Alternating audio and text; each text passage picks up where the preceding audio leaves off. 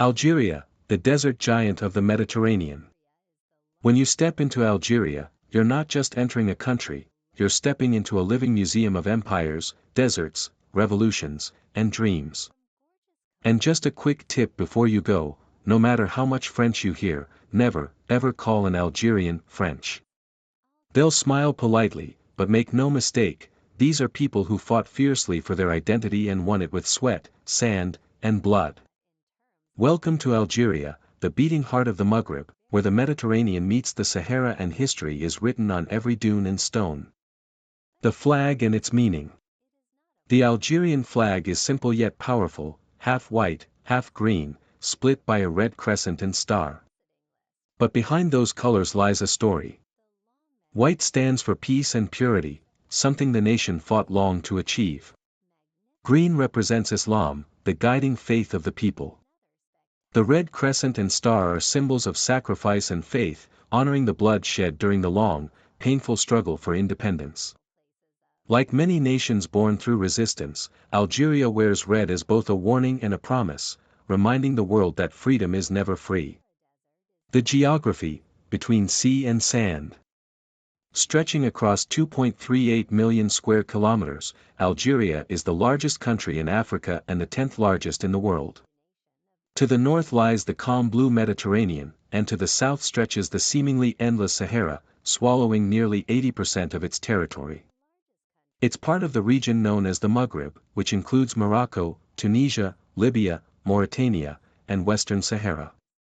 Algeria borders 6 countries, Tunisia, Libya, Niger, Mali, Mauritania, and Morocco, and the Mediterranean Sea to the north. Nearly 90% of Algeria's population lives in the northern provinces along the coast and the fertile Tel Atlas Mountains. Cities like Algiers, Oran, and Constantine thrive with history, trade, and music. Meanwhile, the south is a different world entirely, vast, golden, and quiet. Provinces like Tamanrasset and Tindouf stretch for thousands of kilometers, home mostly to nomads, desert traders, and ancient oasis towns. Why do so few people live in the south? Simple, climate. The Tel Atlas Mountains act as a wall, blocking rain from reaching the interior. Beyond them lies the true Sahara, one of the driest and harshest regions on Earth. Only 3% of Algeria's land is arable, forcing the country to import nearly half of its food. Yet, even here, life endures. In towns like Adrar, Insula, and Gardia, people have learned to master the desert using ancient irrigation systems called fougera, underground tunnels that bring water from hidden aquifers to date palm groves. From above, they look like green veins running through a sea of gold. The desert also hides wonders. The Ahagar Mountains, crowned by the mysterious Mount Tahat, the highest point in Algeria. The Tasselai Enager Plateau, a UNESCO World Heritage Site covered in prehistoric rock art dating back over 10,000 years, showing animals that no longer exist in the region, proof that the Sahara was once lush and green. And hidden lakes and oases, where life persists in defiance of the desert's cruelty. To unite its immense territory, Algeria built trans-Saharan highways, lifelines of asphalt that cross thousands of kilometers, connecting Algiers to remote corners and even linking the country to Niger, Mali, and Mauritania. Driving one of these roads feels like traveling through time itself. The people, guardians of the Maghreb. Algeria's population has grown to over 45 million, a blend of Arab and Berber heritage. The Berbers, or Amazigh, are North Africa's indigenous people, ancient, proud, and deeply connected to the land. They have lived in the Maghreb for thousands of years, long before the Romans, Arabs, or French ever arrived. Today, about 1/3 of Algerians speak Berber, and it is recognized as a national language. You'll find bilingual and trilingual signs everywhere, in Arabic, French, and Tamazight, Berber, a reflection of Algeria's rich cultural identity. Algerians are known for their warmth, hospitality, and fierce pride. Whether you're sipping mint tea in a coastal cafe or sharing dates with nomads in the Sahara, you'll feel the same spirit, resilience. In the far west, near Tindouf, live the Sahrawi people, who continue to fight for independence in Western Sahara. Algeria supports their movement, offering them refuge and political backing through the Polisario Front, a decision that has long strained relations with neighboring Morocco. Friends, rivals, and the French connection. Algeria's diplomatic landscape is as complex as its history. It shares cultural and historical bonds with Tunisia and Libya, both of which also support the Sahrawi cause. But the relationship with Morocco remains frosty. The border has been closed since 1994, and the two nations frequently disagree on territorial and political matters. And then there's France, the old colonizer.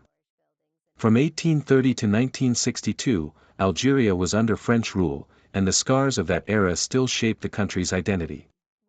The war for independence was brutal, lasting 8 years and costing over 1 million lives. Yet, even after the pain, Algeria could not fully erase French influence. The language remains widely spoken, the architecture of Algiers still whispers of colonial Paris, and French literature, art, and education still echo in Algerian schools. Today, France and Algeria share a complicated but respectful relationship, bound by history, culture, and millions of Algerian immigrants living in French cities. Modern Algeria, between past and progress. Modern Algeria is a fascinating blend of old and new.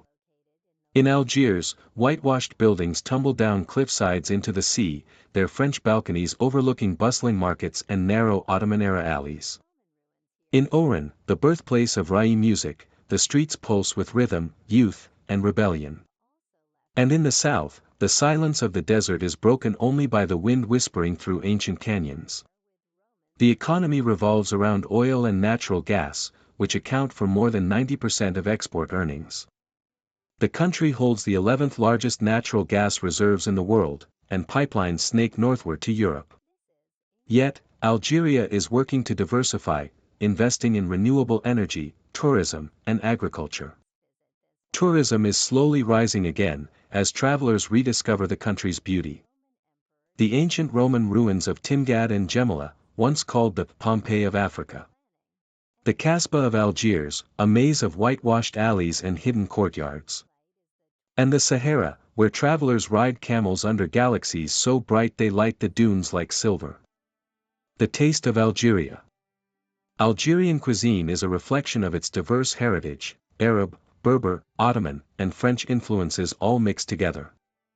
The national dish, couscous, comes with stewed vegetables, lamb, and chickpeas. In the coastal cities, you'll find grilled sardines, harira soup, and briques, crispy pastry pockets. And in the desert, sweet dates and mint tea keep travelers refreshed beneath the relentless sun. A nation of strength and soul. So what is Algeria, really? It's a land of contradictions and continuity, a place where desert winds carry the echoes of empires, where French and Arabic poetry meet, and where 1 million stars watch over the world's most silent sea of sand. Algeria doesn't just endure, it evolves. It's the bridge between Africa and Europe, the cradle of ancient Amazigh culture, and the soul of the Sahara. It's a country that builds roads through endless deserts, grows palm trees from dust, and keeps its eyes fixed on the horizon. And if you ever visit, you'll see why Algeria isn't just a country. It's a living story, one written in sand, fire, and freedom.